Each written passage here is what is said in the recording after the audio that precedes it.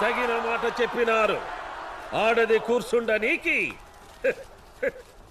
ఇదే ఇదే సరైన చోటు. అంబదేవా, నా కళ్ళ ముందే నా బిడ్డను అవమానిస్తావా? నిన్ను మీరెందుకు ప్రభు? ఆజ్ఞాపించండి, వాడి తల నరికి మీ కాళ్ళ ముందు పడేస్తాను. ప్రసాదాదిత్య, అంబదేవుడి తలతో పాటు మా అందరి తలలు నరికి వాడదాని ముందు తల దించుకొని జీవించే కన్నా చనిపోవడమే మేలు. అసలు ఆడది ఉండవలసిన స్థానంలో ఉండకపోతే ఎన్ని మహాయుద్ధాలు జరిగినాయో మనకు తెలియదా? రామరావణ యుద్ధం జరిగినా, కురుక్షేత్ర మహాసంగ్రామం జరిగినా కారణం ఎవరు? ఆడది కాదా? నిన్న నాయకురాలు నాగమ్మ పలనాడునే వల్లకాడుగా మార్చింది.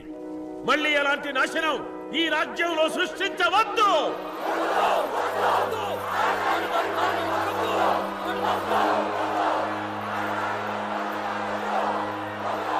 కాకతీయ ప్రజల్లారా, శాంతి శాంతి.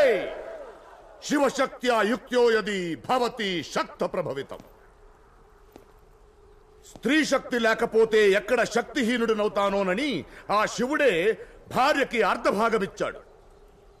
దేవుడిలోనే సగమైన స్త్రీమూర్తి సింహాసనం అధిరోహిస్తే తప్పేంటి?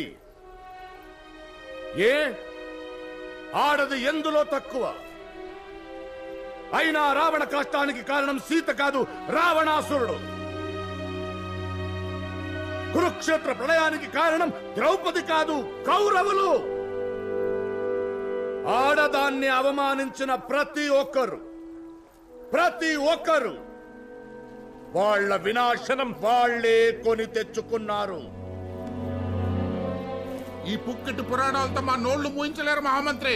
పురాణాలని కొట్టేసినా చరిత్రను చెరిపేయగలమా ఉప్పల సోమ?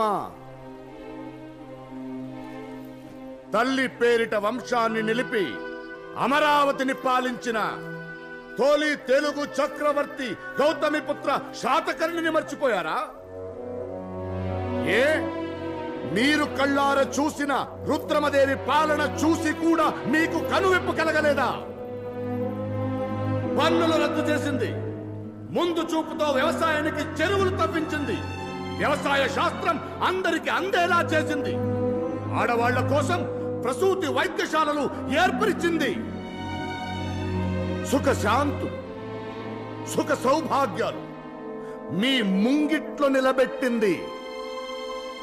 ఇది రేపటి చరిత్ర, భావి తరాలకి స్ఫూర్తి. విక్రమార్క శఖం, శాలివాహన శఖం లాగా రుద్రమదేవి శఖమని జనం మాట్లాడుకుని తీరుతారు. హరిహర మురారి అంబదేవుల్లారా, వేల సంవత్సరాల తరువాత మిమ్మల్నో నన్నో చరిత్ర గుర్తుంచుకుంటే అది కేవలం ఆడదైన రుద్రమదేవి కారణంగానే. ప్రజల్లారా, కొత్త చరిత్రకి నాంది పలికే సంధియుగంలో ఉన్నాం. నిన్నటిదాకా రుద్రదేవ యువరాజుకు జేజేలు పలికిన ఈనోళ్లే ఎందుకు ఎందుకు ఈనాడు రుద్రమదేవికి వ్యతిరేకంగా మాట్లాడుతున్నాయి? ఎందుకు? ఆడది కాబట్టే. ఈ రాజ్యాన్ని పాలించేది ఆడది అని తెలియగానే మా పంటల్ని తగలబెట్టారు, మా ఇళ్ళని దోచుకున్నారు.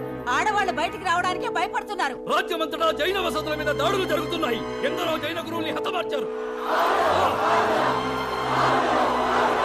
అది కొందరి కుట్రే అయితే రుద్రదేవ యువరాజుగా ఉన్నప్పుడు జరగని కుట్రలు ఇప్పుడెందుకు జరుగుతున్నాయి?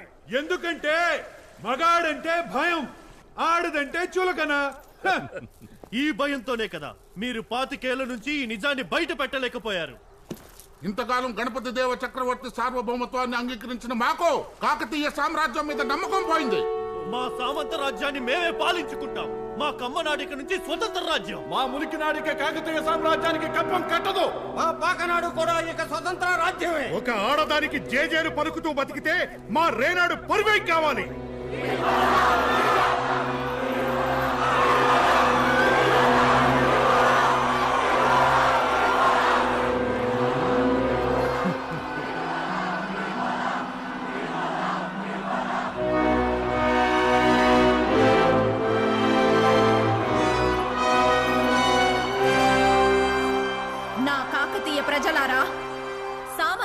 రాజులారా, నేను రాజ్యకాంక్షతో రుద్రదేవుడిగా సింహాసనాన్ని కోరుకోలేదు. ప్రజా శ్రేయస్సు కోసం ఈ బాధ్యత స్వీకరించాను. ఏ తెలుగు జాతి రక్షణ కోసం మీరు ఈ నిర్ణయం తీసుకున్నారో అది నెరవేరేంత వరకు నేను రుద్రదేవుణ్ణి.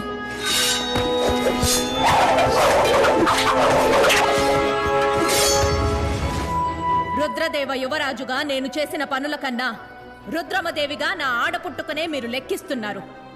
ఇంటిని చక్కదిద్దుకునే ఆడది రాజ్యాన్ని సరిదిద్దలేదా అని మిమ్మల్ని అడగను. అది మీ విఘ్నతకే వదిలేస్తున్నాను. మీ అసలు సమస్య నేను ఆడదాన్ని కావడమే అయితే, నేను లేకపోతే మీకు ఏ సమస్య లేదనుకుంటే నాకీ సింహాసనం వద్దు. ఇన్నాళ్ళు నేను రుద్రదేవ యువరాజుగా ఉండడం మీ దృష్టిలో తప్పైతే అందుకు ఏ శిక్షకైనా నేను సిద్ధం. పెద్దలు ఆలోచించి నిర్ణయం ప్రకటిస్తారు.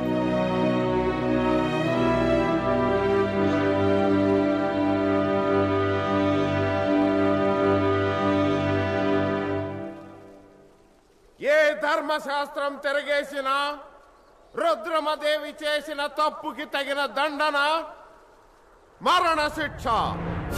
కానీ ఆడది కాబట్టి నగర బహిష్కరణ విధించటమైనది.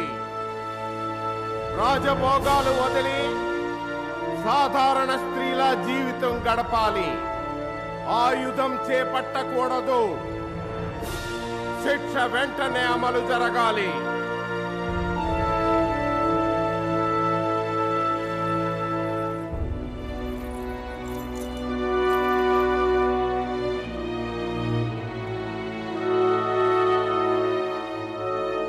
పాతికేళ్ల క్రితం ఏ ప్రమాదాన్ని ఊహించి ఇదంతా చేశాము, ఆ ప్రమాదం ఇప్పుడు ప్రళయంలా ముంచుకొస్తుంది ప్రభు.